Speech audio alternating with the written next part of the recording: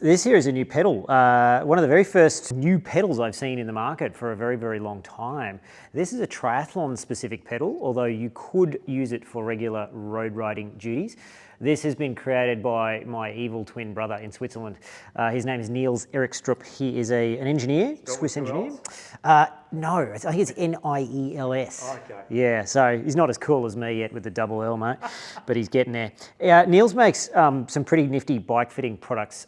We'll put a link to his website down below. It's midfootcycling.com. He makes some nifty bike fitting products. We've talked about them before? We have, yeah. The cleat extender plates, the 3-bolt extender plates. He's now also making speed play extender plates and stuff like that. Really, really helpful stuff for me in my professional capacity, messing around with people's positions and creating quirky positions for quirky people like me. He has come up with this pedal. Now, this is a really interesting pedal. Couple of numbers for you, which are pretty crazy. It's 74 grams per pedal, which is obscenely light. I think that is easily the lightest pedal system I've ever heard of, especially when you combine it with the cleat, which is, I think, 9 grams. The cleat is this tiny little thing here. It is minuscule and it weighs almost nothing. In combination, the pedal and the cleat, I think, are the lightest pedal system ever made, which is pretty amazing in and of itself, but it gets better.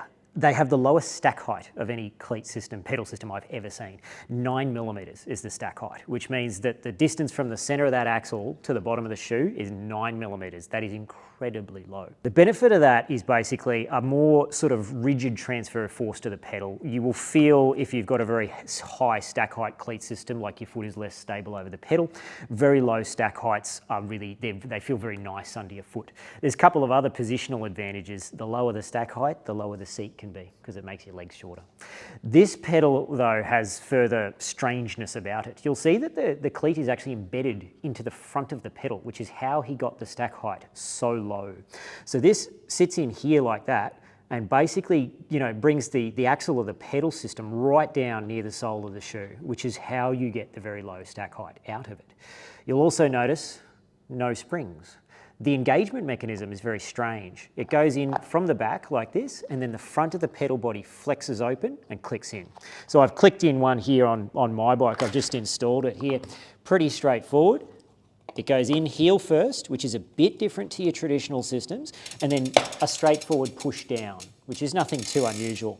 And once it's in, if we get a shot of that from the side, this pedal, you can see why it's so low stack height, because the cleat system is actually embedded into the body of the pedal and recessed in, hence the very low stack height.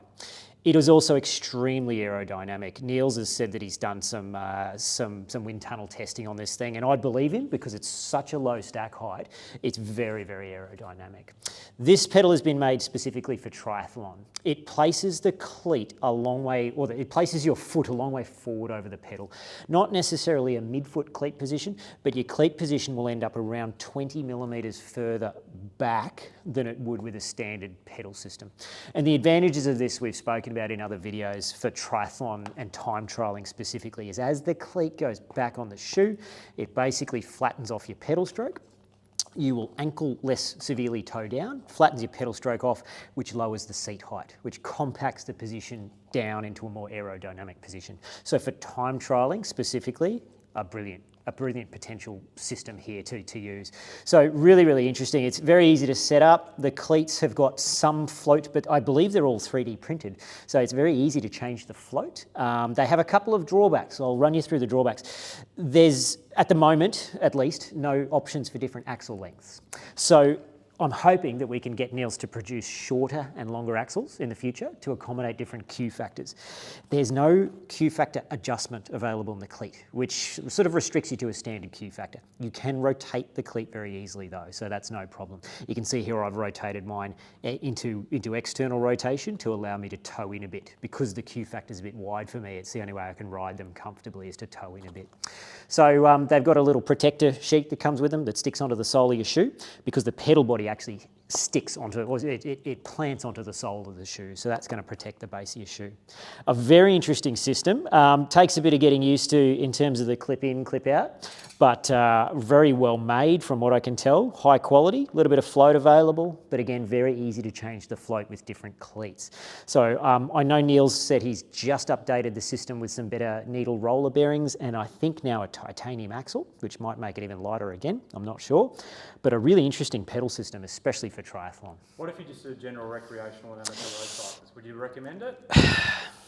Tough call. Probably not yet. I would recommend this for people racing triathlon specifically, or time trialing, where the aerodynamic gain, the stack height gain, the weight loss of the pedal system all makes more sense. Yeah, when you're talking about riding around on the road, ease of clipping in and out, that kind of stuff comes into it a bit more.